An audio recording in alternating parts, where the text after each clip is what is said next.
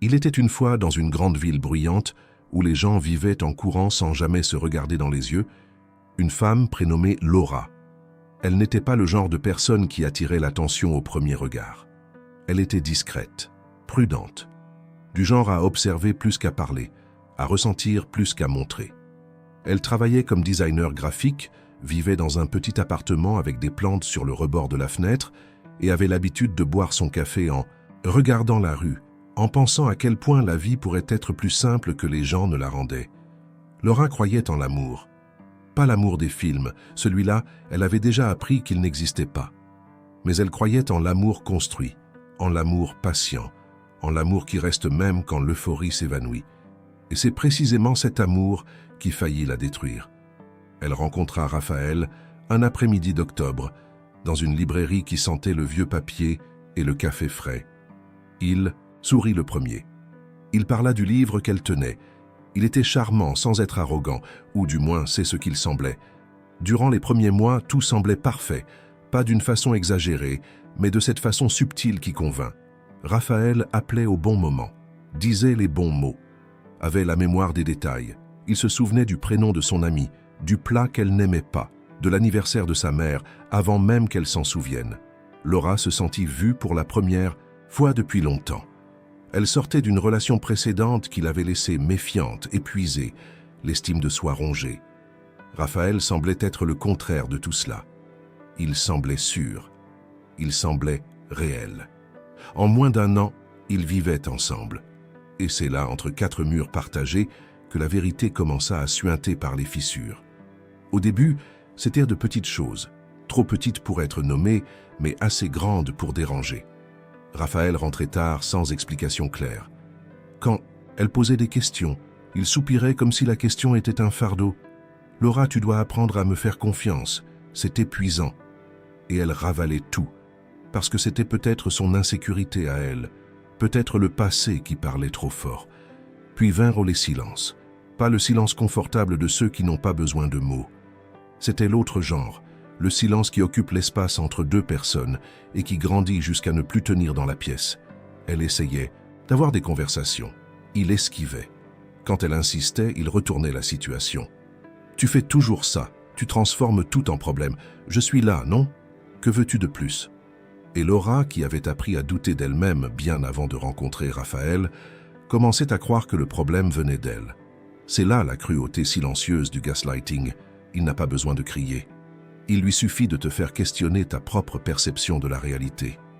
Elle se mit à marcher sur la pointe des pieds dans sa propre maison. Elle mesurait ses mots, repoussait les conversations, avalait ses sentiments pour ne pas créer des problèmes. Elle dormait aux côtés d'un homme et se sentait complètement seule. Mais elle restait, parce qu'elle avait construit là une idée de foyer, parce qu'elle avait peur que la faute soit la sienne, parce qu'elle aimait, ou aimait ce qu'il avait été au début, ou ce qu'elle croyait qu'il pourrait encore devenir. Une nuit, pendant que Raphaël dormait, son téléphone vibra sur la table de chevet. Laura n'était pas du genre à espionner, mais l'écran s'alluma et elle vit le nom avant de pouvoir détourner le regard. Un prénom de femme, un message à 2 heures du matin. Son cœur s'arrêta une seconde. Elle resta à regarder le plafond jusqu'à l'aube, portant le poids d'une vérité qui n'avait pas encore de mots, mais qui avait déjà une forme. Dans les jours qui suivirent, Laura ne dit rien. Elle observa. Elle prêta attention aux détails qui avaient toujours été là, mais qu'elle avait choisi de ne pas voir. Les absences qui ne correspondaient pas aux explications. La façon dont il protégeait son téléphone comme si c'était le prolongement de son corps. La manière dont il évitait son regard quand elle parlait d'avenir. Les projets qu'il repoussait sans raison apparente.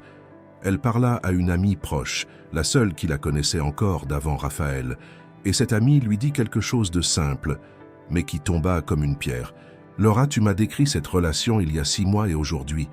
Les mots sont différents, mais la sensation est la même.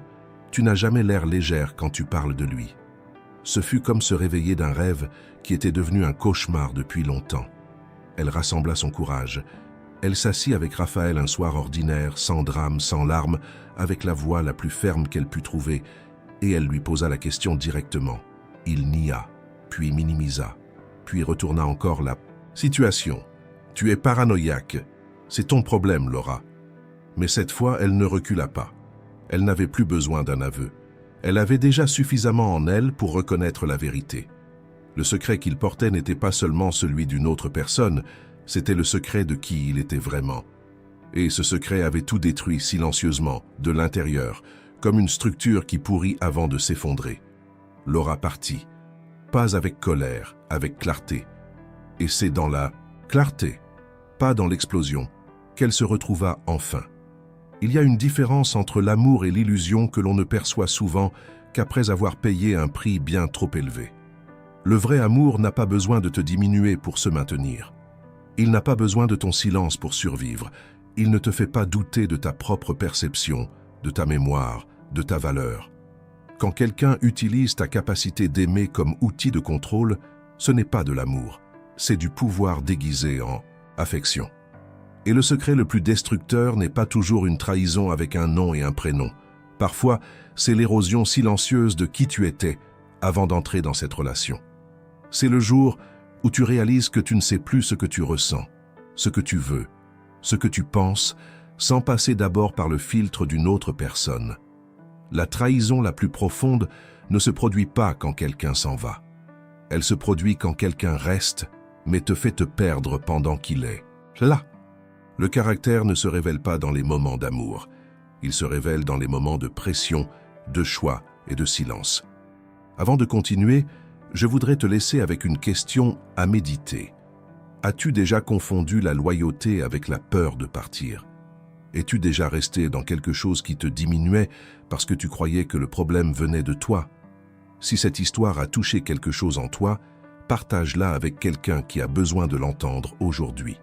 Parfois, une histoire est le miroir qu'une personne attendait de trouver. Aime cette vidéo, laisse ton commentaire ci-dessous et active les notifications, parce que chaque semaine, nous apportons de nouvelles histoires sur la psychologie, la morale et les labyrinthes de l'âme humaine. À la prochaine histoire. Et souviens-toi, la vérité peut faire mal, mais le mensonge détruit.